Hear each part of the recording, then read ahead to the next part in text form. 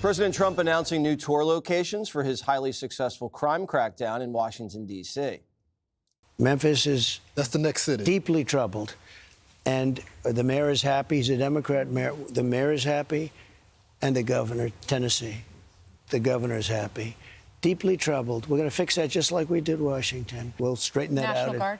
The National Guard and anybody else we need. We'd love to save Chicago. We don't want to go into a hostile.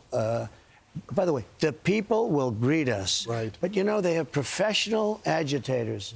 They're professional. They're paid. All right, well, Harold, it still seems awkward talking about anything besides Charlie Kirk. Crime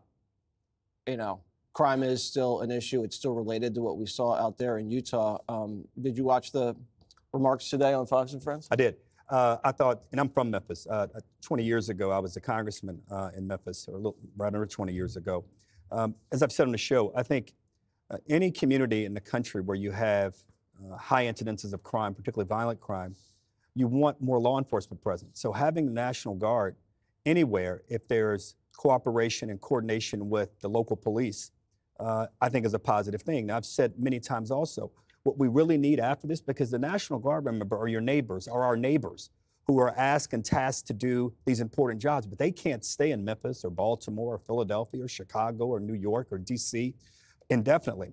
The last time we had a national crime bill was back in the early 90s, mid-90s. It was a guy named Bill Clinton, a Democrat who was president, who hired 100,000 more cops, gave money for more prosecutors, gave summer job money to cities, and introduced and helped usher in community policing. Can you imagine? President Trump has control of the House and the Senate because Republicans have the majority. If they passed a crime bill that said we're going to give more money to cities that in cash bail, once you in cash bail, you get more money to hire and train cops. You'll have more money to prosecute violent criminals. We'll give you more money to buy state-of-the-art weaponry. And we'll give you more money. We'll give you money to actually enhance some of the education and other activities and initiatives in your city to try to also tamp down on young people committing criminal acts. And in D.C., the mayor there said she hopes that President Trump will give them more money to build more jails because they need more space. That's the responsible, federal, sustainable thing to do. But I applaud what the president's doing temporarily. This is a Band-Aid fix. But if you really wanted to sustain, pass a national crime bill in 2025, Mr. President, Mr. Johnson, and Mr. Thune. You think that's a good idea? I do, but I would say I appreciated the president's focus this morning on professional agitators coming from the West Coast. I still see the rot that exists in a lot of these West Coast cities as the result of these very insidious small tumors that grew over the West Coast. Portland is an example, and I've mentioned it before, and it is dead. The amount of businesses that have fled, there's no business incentives. And the whole point is it could have been prevented if there was a little bit of effort on enforcing law and order. I'll never forget being in a law firm there at the time. I was on one of the top floors looking out into the street where I saw at that point the riot cops that are out with the shields and all that stuff with the tiniest tiny but mighty group of agitators. And I was shocked at the impact that these destructive forces can have when they are not met with equal force, with federal force, with a way to say this is unacceptable in our cities. So I agree that comprehensive reform would be welcome in the form of resources that are stewarded adequately and accurately, meaning pipeline to law enforcement. But we have to identify, it's not, that Antifa that still exists, people who are driving around bumper stickers that say resist.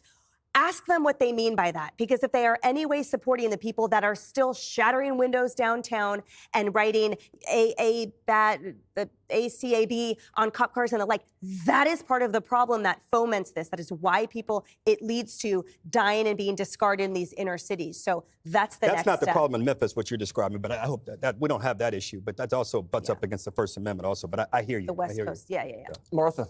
I just think, I remember being in Minneapolis on the ground there after the George Floyd riots, and the people that we talked to in the communities that surrounded Minneapolis of all diverse backgrounds, they're like, we need more cops. And all they kept hearing from the leadership was that they wanted to defund them. And they were like, we're afraid to walk down the street. We have, gang fire all over the place. Like 3 kids died in the next neighborhood over, just being shot by stray bullets. So this is just something I agree with you. I don't know why Democrats could neutralize this issue for themselves if they wanted to. They should offer the bill. I'm in agreement with you. I don't know why. The president should as well. Mm-hmm. Yeah. Greg. Yeah, I love Trump saying people will greet us.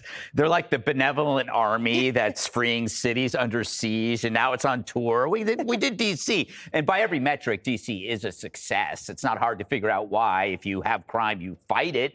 Pretty simple. You don't have to understand it, justify it, talk it out. You disincentivize it with punishment. You have people there who do their jobs. So how will the Dem and Harold, by coming up with solutions, shows you the giant hole that is there. How do the Dems respond?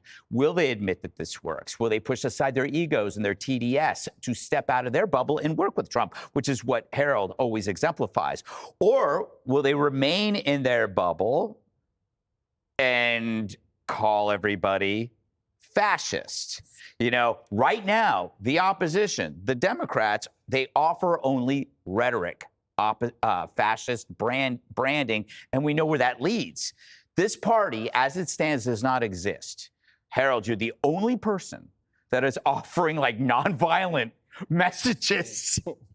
You're the only person, and it's like you're sitting. You just did it now, and when you do that, it shows this glaring, missing, just vacuous pit called the Democratic Party. Where are they? But I call it politics. Why don't the Republicans do it? Why don't they pass? Why don't they offer? They don't have to. Trump's doing it. But you can't. That's not. But That's not sustainable. You see my point? You were offering a counterpoint. I agree. And people Well, go, you're oh, nice you to know say what? that. Maybe that works. But it's just you, and you're sitting here on the 5 when you should be like running the GD party.